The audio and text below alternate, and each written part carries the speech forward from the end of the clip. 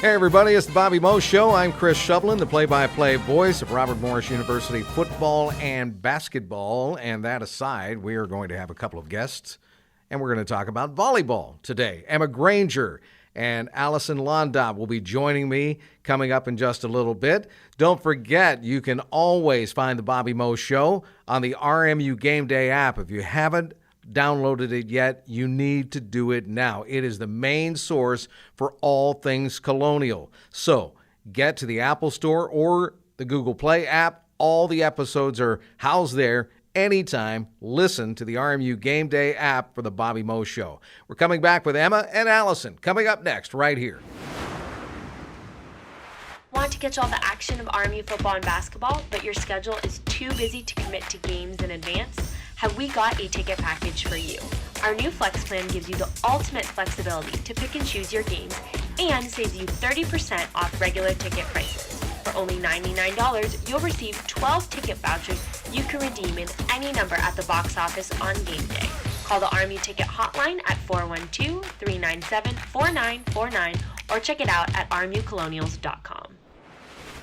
We're talking Robert Morris University volleyball with Emma Granger, a middle blocker from Dalton, Ohio, who is majoring in psychology. And Emma is going to start off the Bobby Moe Show today because Emma just established an RMU record, a career record for total blocks last Thursday at Milwaukee. Let's talk a little bit about that particular accomplishment and what it means to you.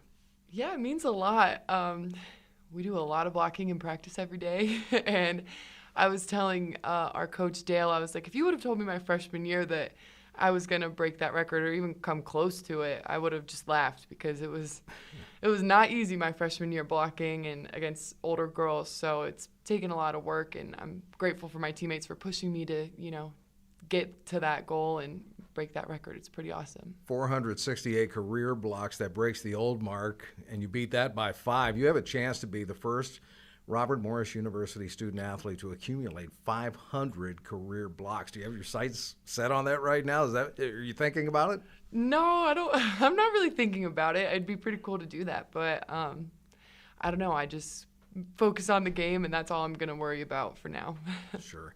You were the 2019 Northeast Conference Player of the Year, and of course, you're now in a different conference. And let's talk about the difference between the NEC and the Horizon League. And obviously, the competition's a little stiffer. Oh, yeah, it's way stiffer, which is really fun each day to get to go out and play against some of the top teams. Not so much in the country, but they're pretty up there, top 100 teams. So it's really fun each night to get to have that challenge, especially in the NEC. I feel like we weren't really being challenged quite as much anymore once we got to kind of my junior year. So it's fun to see new competition and kind of finish my career playing someone new. Sure. A little bit later in the Bobby Moe Show, we're going to be talking with Alyson Londot. And the reason I mentioned that is because not only is Alyson here in the studio with us, but you both came in together as freshmen in 2017. So you've been here for a while, including during the COVID situation. So, talk about how long you've been here. What has been exciting about being a Robert Morris University Colonial, and, obviously the things that you'll take with you after your playing days are over. Yeah, it's funny because Alyson and I were just in the training room today. We got back from a long road trip, and we were getting some treatment, and we were laughing about how Alyson's going to turn 23 soon, and we were like, I just can't believe we're still here, still playing volleyball and still doing it. But I think, we both wanted to come back and play because of the culture that, our class kind of got to build on the team. We got to do something really special in 2019, and to be able to kind of pass down what we've learned to the younger kids on our team now is it's a lot of fun to just get to kind of take on a different role, but to still get to play the sport that we love. There's a lot that I'll take from here. I've grown so much as a person, and I'm just really grateful for my time here at Robert Morris. Now, everybody in the NCAA went through the whole COVID thing. Mm-hmm. What did you do during that period of time? Were you here on campus, or were you back home? Or? So when everything got shut down right at first, we all went back home, and that was really hard, not seeing each other. And I had my 21st birthday at home, so all of my teammates FaceTimed me and saying happy birthday. It was just weird, it was a weird time. But then when we finally got to come back, it was still kind of weird. We didn't get to be together like we were used to. We were in pods a lot, so we couldn't hang out together like normal. So it was really hard, and last year was a really hard year. I think you could talk to any athlete, and they would tell you that. So it was challenging, but I think, again, like, everything happens for a reason. So I think, I grew as a person because of it. So even though it was challenging, you got to be grateful for it. COVID gave all of us a lot of extra time. I mean, was there something you did during that time that you kind of just got consumed in? I mean, was there something you binge watched? Was there something you baked? Because we were talking to some of the coaches on last week's episode, and they were talking about, I was in the kitchen doing this and doing that. And what'd you do? Yeah, I did a lot of cooking. I hung out a lot with my now fiance. He was my boyfriend at the time. Sure. He plays football at Miami of Ohio, so we don't get to see each other much at all. So for us, like, getting to hang out during COVID was a lot of fun, and just getting to be together. And with my family, that was a lot of fun too. Sure. Yeah. Okay. You are engaged. That was in my notes. Yeah. So let's talk a little bit about the future for you. Yeah. So in the future, I'm getting married in January, so it's coming up really quick. I'm super excited. He's a really good guy, so love him a lot. We're gonna just kind of play it by ear. He wants to try to go further in his football career, Sure. so wherever he goes, I'm gonna go and support him through that. And then I'm gonna get a job and stuff wherever he's at. So I'm not just hanging out. Obviously, you're a psychology major, as I mentioned at the top of the Bobby Moe Show here today. And what do you want to do with that degree? What type of career are you looking for?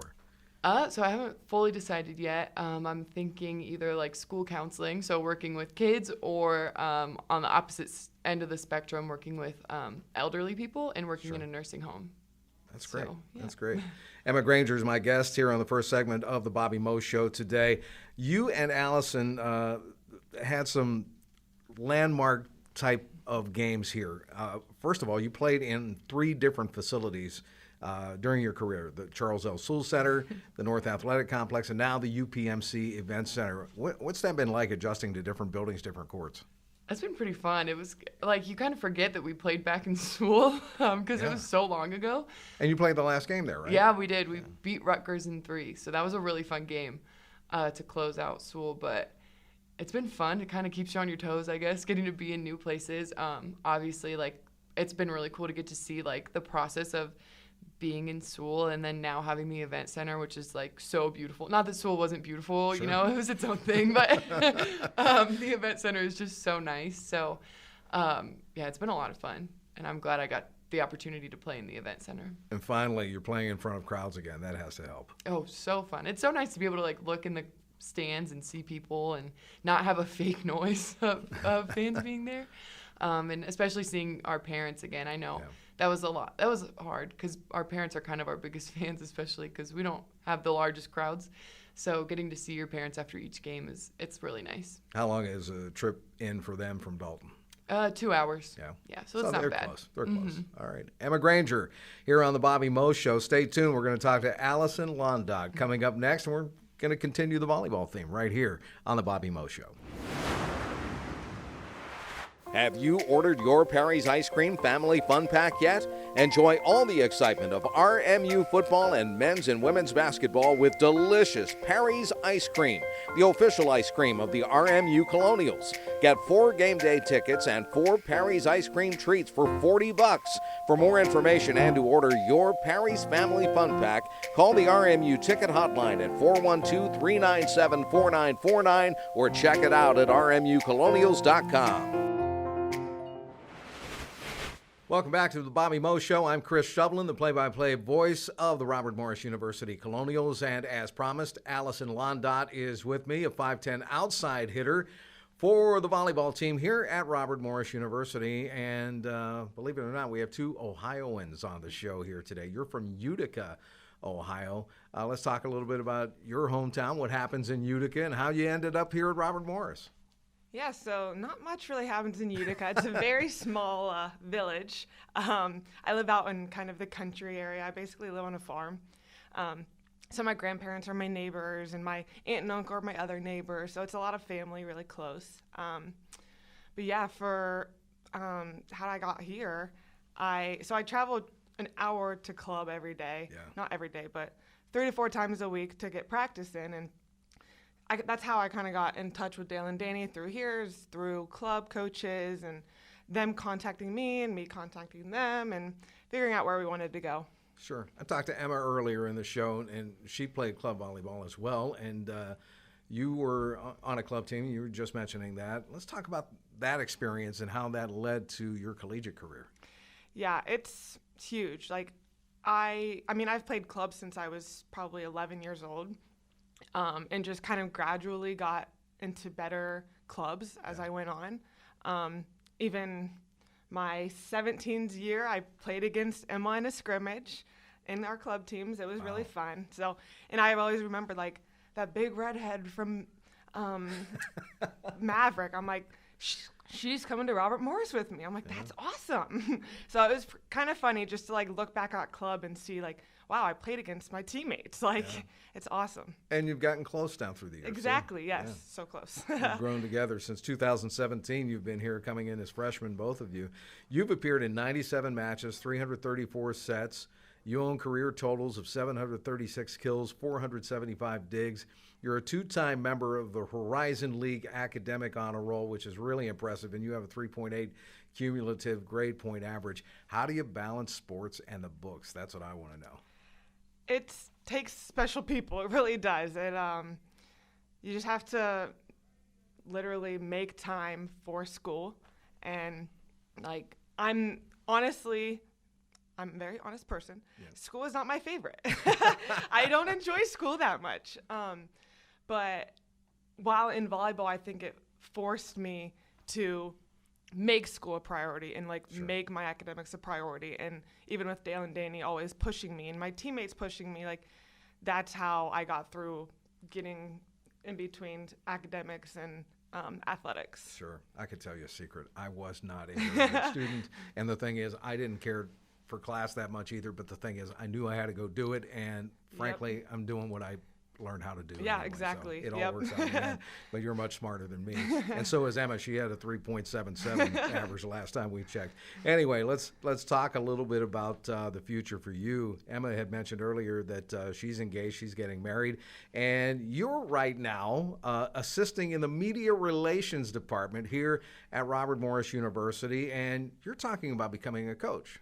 Yeah, I am. So my junior year, I kind of had a career-ending injury. So I sat the whole year out, and I watched our team be so successful. And that was kind of like a huge turning point in my life. I was getting through an injury. I was sitting on the bench, kind of seeing things from a different perspective. Sure.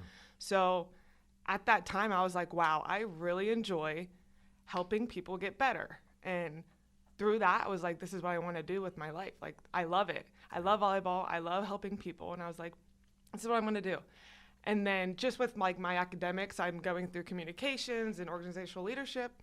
So I've always enjoyed, like, communicating with people and, like, learning through social media. And I was, like, talking with Danny. I was like, there's a media relations internship. Like, I think I want to try to go for that. And Sure. Danny was like, yeah, let's go for it. So that's kind of how I got there. And I'm really enjoying it so far. So.